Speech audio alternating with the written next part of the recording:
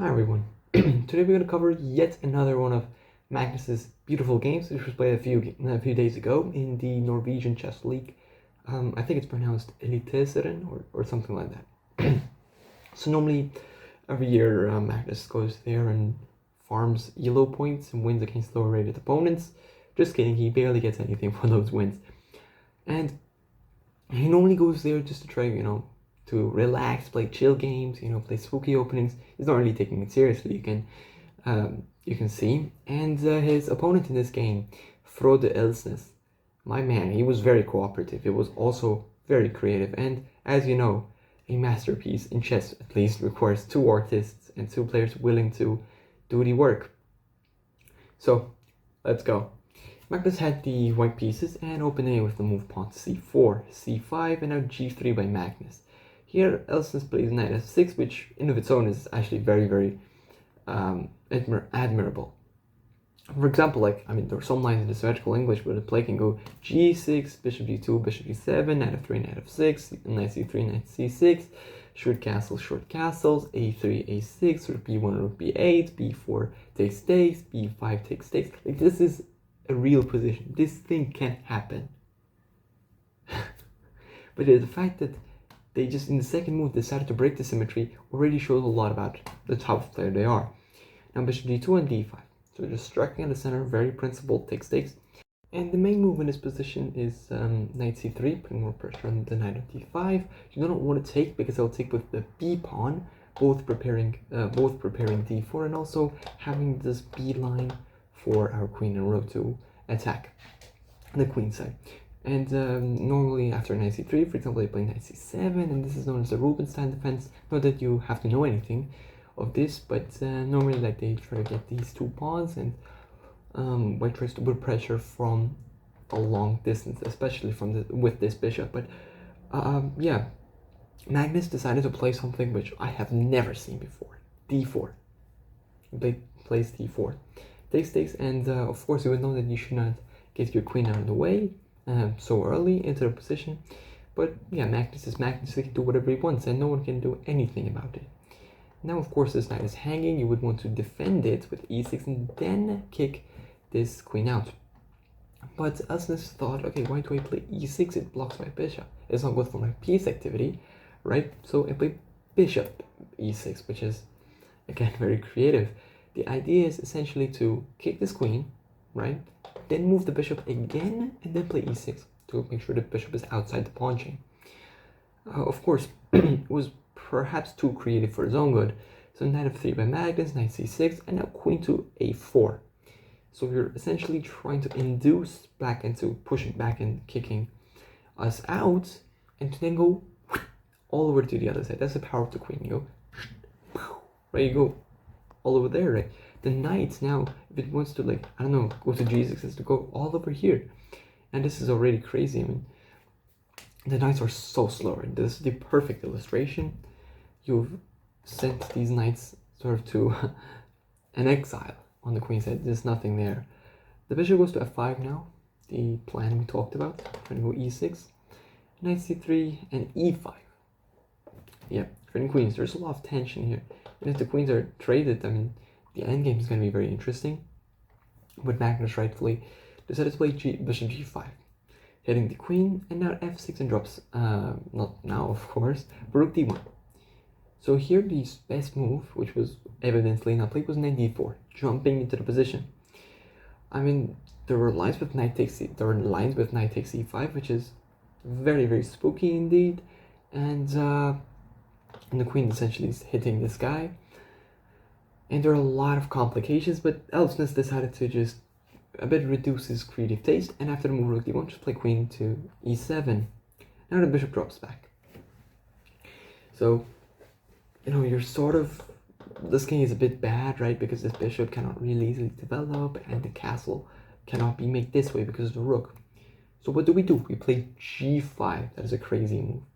I mean, the engine says it's the second best move, but you never really see this. Who plays this shit against Magnus? I don't know.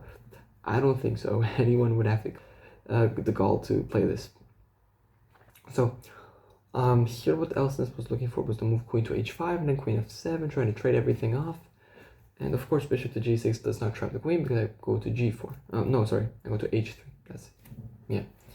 And yeah, but Elsnes took a lot of time. I'm gonna, like, it took 20 minutes, I think, at least. And why was he really thinking this much? Well, the reason would be revealed as Magnus sacrifices the knight. Look at this, move 14. When was the last time you think someone, not someone, but a knight was sacrificed in a Grandmaster game with this caliber?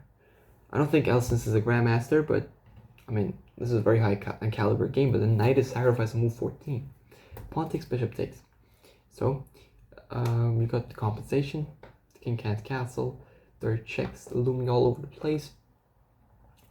Now the queen goes to b4. This is a mistake. A very logical move, you know. It's just, what's wrong with this? Trying to trick queens when your king is in the middle and it's very unsafe.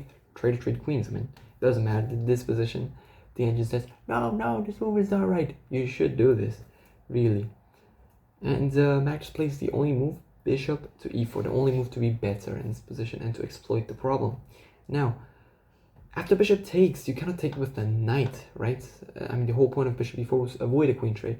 So are you going to take with the queen? Of course not. The move is the move pawn to a3, what's known as the Zwischenzug. Now, you either try to, you know, keep pin with the pin on the knight, and I take with the queen, which was what happened. Or you can, I don't know, like you can try to keep something like this, and I will take with the knight, and I have ideas of discoveries, maybe. I mean, not now, but anyways, the queen goes to a5, and now queen takes, and the bishop goes to e7, a big question mark, which I really don't understand why. And now Max plays the move bishop to h6, which is very, very logical, stopping the king from ever castling. Very principled move as well. When your opponent's king is in the center, try to keep it there. I mean, I'm giving this as information, of course, but the way Genjin wanted to play and proceed was to take, just of course very counterintuitive on the first sight, because you don't want to trade pieces when you want to attack. However, no matter how you take it, for example, if you take with the knight, not to take on b7, it's crushing. Sorry, not takes, but b4 first. And for example, if you want to take in here, I can play knight b5. Look at this. Look at this. I'm going in. And if you try to add in, like, play queen a6, then I can take this pawn, which is more important because I also hit the rook. And if you take with the king, and the attack simply is just going to be too strong. That's what the engine says. For example, queen h4 check. Let's say the king just goes back to f8. You're trying to go queen f6 check. You know, the king goes to g8. You just castle. This is what the engine was. Said this is winning. This is winning. The king is very bad. The rook is also miserable. You're essentially playing down a rook. That's why the advantage is so much, and you're fine. You're more than fine, of course. But yeah, Magnus plays the logical move, goes bishop h6. Now loses all of the advantage. The knight goes now back to d7. Forget this mark. The correct idea by black could have been to play queen h6 or to play queen c5. Both of them with the idea of going to c4 and trading the queens. If not, just to go back and guard the king. Because the queen has to, like, move there. It's so misplaced. It requires 2 or 3 moves to just get close to the king to defend it. But knight d7 was played, trying to castle this way by covering the rook. And now to move long castles, the short castles. Yeah, exactly. On move 20, exactly as you were told, and on move 20 for black as well. This seems like a 500 elo match, or maybe even less, but you know, who knows. Then I goes to d5 now, just jumping in, trying to go here, and now the king goes here. This is a mistake apparently, and there's a concrete way to take advantage of it, and we just simply take and play bishop g5. That is the power of the bishop, paralyzing everything. Now, of course, the rook goes here, and the blow is queen to h4. The blow is queen to h4. Your queen is misplaced. It's ill-equipped to defend everything. If you want to go queen c5, I'll just play b4, and your knight is a goner anyway. So, Elsnes says, fine, man, just take my rook. Just take my rook. I don't want it anymore. And you say, Magnus says, I think I want to make you suffer even more. e3. Just stopping ideas of knight d4, which can come with check ideas, you know, because the light squares are very weak. You have to take care of that. And I mean, Elson says, "Come on, take it, man. Just I'm giving it to you now, right? If you don't take it, I'll take your rook." Fine, takes, and now knight takes. You don't want to trade even more pieces, and now queen h5. So we're hitting this, we're hitting this, we're hitting the rook as well. The rook goes to e7, and now the move rook d6. It's given an inaccuracy. I really don't know why. It's very logical. So the idea is to double up and perhaps just gang up on this knight. And after queen c7, we'll just play here. And then it goes to f7, just defending itself and also counterattacking the rook. The rook goes to f6, putting some eyes over here. This knight on the back rank is just simply undefended. And the back rank, the whole back rank will just fall after it. That's why Elsnes plays a6, freeing up the square on a7, but the problems are getting more and more and more. Now to move pawn to b4, I just do not even know why it's a mistake. The engine was queen f5 for whatever reason. I mean, b4 is very fine. It just loses 0.5 of the advantage. 1 point of the advantage, which is absolutely fine. Now the knight goes to g6. So we simply give up the pawn on h7. Why do we do that? To go knight h8. And this is the most passive structure of knights I've ever seen. Like on the two of the most passive squares possible. But Elsnes's idea is that, okay, how are you going to kick these knights out of this shape? And well, Magnus says, I'm going to use my pawns, right? So it just drops back with the queen moves out of the way, king a7 and h4. See, these pawns are there. That's why the pawn is important. You got to keep it. Now e4. A very nice move. Even, I mean, the players at this level, they're so tricky. Even at this level, you know, maybe a lower rated player would say, oh no, knight e5, knight f3, check there. Yeah, it's my king. Oh no, no, no, no, no. Calm down, bozo. Rook to e6. And after 95, just takes. Magnus just takes on the square, and Elsnes resigned. He literally resigned in this position. Because, for example, you play queen takes, I just play here, and there is no infiltration. And I just go on to win. Yeah, that was it. Thanks for watching so far. I hope you enjoyed it and perhaps learned something from it. I also have this amazing game from none other than Rashard Report. You would also like to watch that if you like this one. Thanks for watching this far. I'll see you in the next video. Take care.